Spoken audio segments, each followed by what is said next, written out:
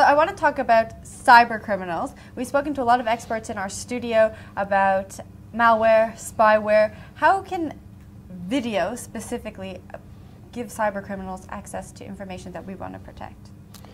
Well, I think the fact that the device on which you consume video is open to the internet or has an IP address is a door that allows anybody with malicious intent to enter. I think what happens is that when we're at work, we're pretty comfortable that the IT guys are looking after us. They got us under lock and key. Sometimes it's a little frustrating to get a personal device into the organization, but there's a good reason for that, for the reasons that the experts who would have chatted to already will tell us, that those with poor intentions are trying to look for our data. I think when it gets to home, we're a little more lackadaisical. You know, we'll look after our own personal security at home, but we might not look after our internet security at home. And I think that that people get comfortable.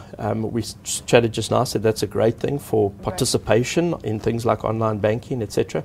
But I think when we get home, we don't realize that we've got to start looking after ourselves. Video comes via the internet. It's IP traffic, and it's a perfect access mechanism for criminals to get access to your personal devices. Again, I think it's important, like the guys in the enterprise and the office will do. You go to trusted advisors. You go to those guys who provide you with proper enterprise-grade solutions that you're able to have at home. And that's the beauty of cloud. You know, previously you would have had to have had your own data center in your basement in order to have access to video at home on a secure basis. Now, access out of the cloud, it's quite simple. Cloud for me is a very simple analogy. It's enterprise-grade tools that you're able to have at home at a per user per month kind of cost. So video certainly is I think the use of video and how freely we use it for things like watching a cat on YouTube, and we think that that's what most you know, people this use it exactly for, I think. we think it's a game, but there are people with poor intentions out there that are trying to get you. What kind of information is vulnerable to these cyber criminals who may attack you via video? The same as internet banking and its passwords, logons, the ability to get into your operating system and have a look what you're doing. You know, it's just a Trojan horse that they can come in via effectively. Now, when you say the people are coming in to have a look at what you're doing, literally, can they gain access to your camera, gain access to?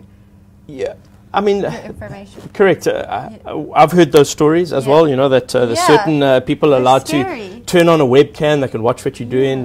You know, when you're not sitting in front of your PC. Certainly, in our experience, we haven't seen any of that out of any of our clients in South Africa.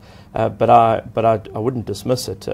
Yeah, I think it's simple. If somebody has your security is only as good as its weakest point. You can have the best security at home. If you leave your front door open, it's very easy to slip in. It's exactly the same in anything that you do on the internet. I think the point, though, is that people are quite comfortable and lackadaisical when it comes to video, especially when you're looking at that kitty cat on YouTube. You know, they kind of think it's soft and fuzzy, but you just got to be careful out there today. I think you just got to make sure that you use secure technology.